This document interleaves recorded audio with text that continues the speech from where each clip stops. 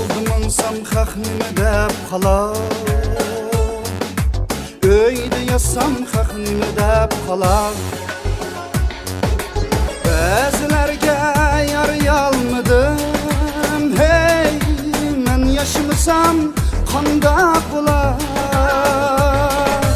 Ba'zilarcha men odam emas, qandoq yaşsam odamdek bo'lar.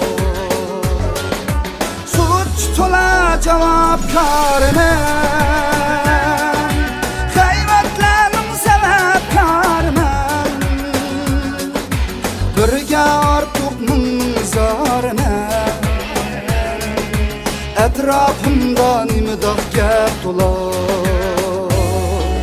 Shuhratimning g'aybati tayyor, erkin tinsam haq nima deb qalar.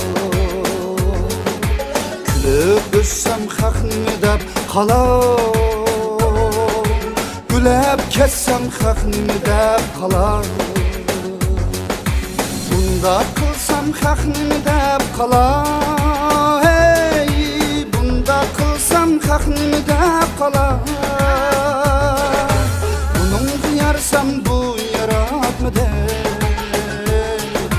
buningga yarsam on deb qalar.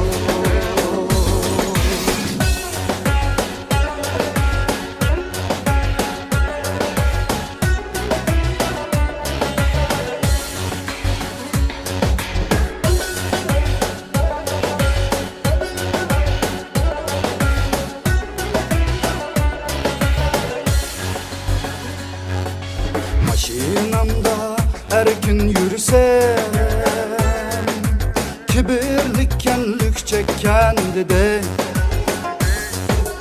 Velizlikte piyade kürsem, hey, kalemde kim üzü dedi. Qandoq rahmet aytay bilmedim, şu dostlarım köp demem yedi. Men bendining bendisi emas, men Xudoga yorsam yetar bas. Bugun boshqa ko'rindir emas, voy nima karim nima desa deb qalar. Sizim bektus astag'firullah, man oqshomga haq nima deb qalar. Sözüm bektus estağfurullah, ey, men nakşiysam haq nima deb qalar. Man akşamga haq nima deb qalar.